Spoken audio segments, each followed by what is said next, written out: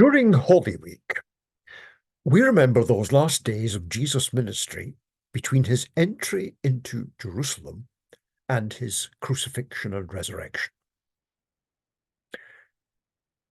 Why did he enter Jerusalem in the way that he did? What did he think he was doing? How did he think that this would bring in God's kingdom, God's rule?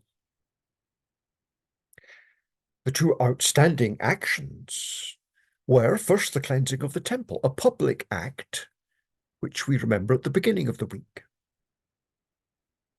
The second, the Last Supper, a private action with his disciples in the upper room. But in addition to those two great actions, there is all his teaching in the temple. There are what N.T. Wright called the 6 royal riddles. The dark saying about the destruction and rebuilding of the temple. The riddle about the removing of the mountain, which may possibly also have to do with the Temple Mount. The double question about John the Baptist and authority.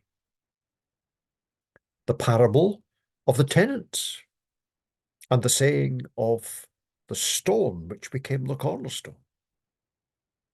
The deep and subtle reply about tribute to Caesar, and the royal riddle about David's son and David's Lord. And then after his teaching comes the other great action, the Last Supper, in which he turns a Passover meal into an enacting, a drama of the new Exodus. Why did he do these things? What was the meaning of these two actions? Was he challenging the authorities to assert his authority as king over the temple? Was he telling us in his supper about his intentions in going to the cross?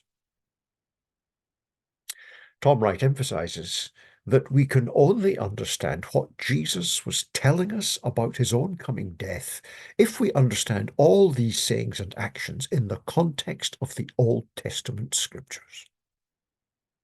Once we do that, we can see that all his sayings and actions were claiming that Jesus was the true Messiah, the true King of Israel, and he was going into battle.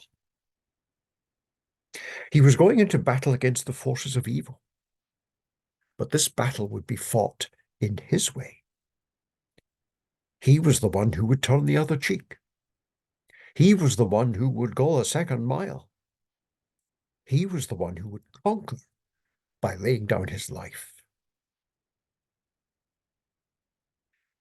The 6th century Latin poet Venantius Fortunatus, Bishop of Poitiers, wrote of the crucifixion as a battle.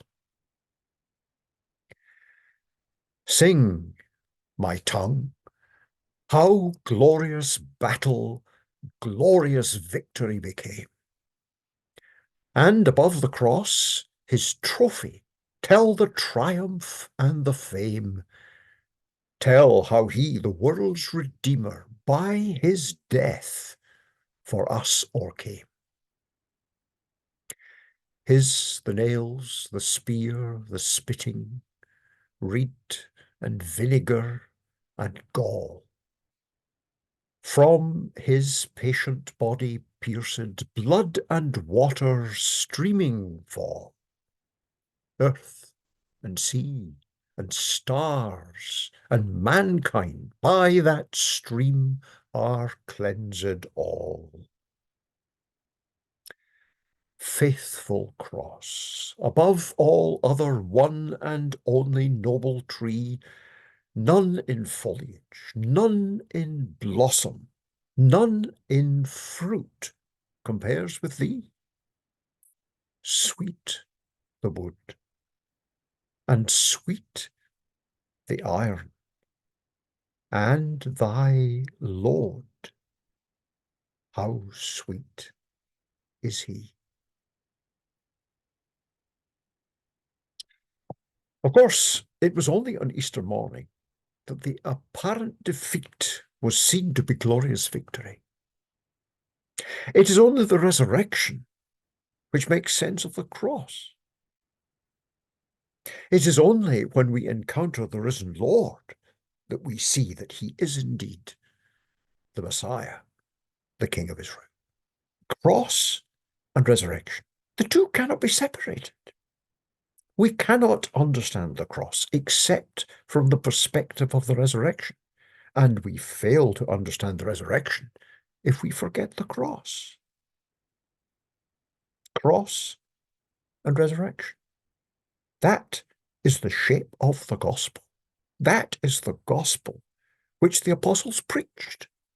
That Christ died for our sins in accordance with the scriptures, that he was buried, that he was raised on the third day in accordance with the scriptures, and that he appeared to witnesses.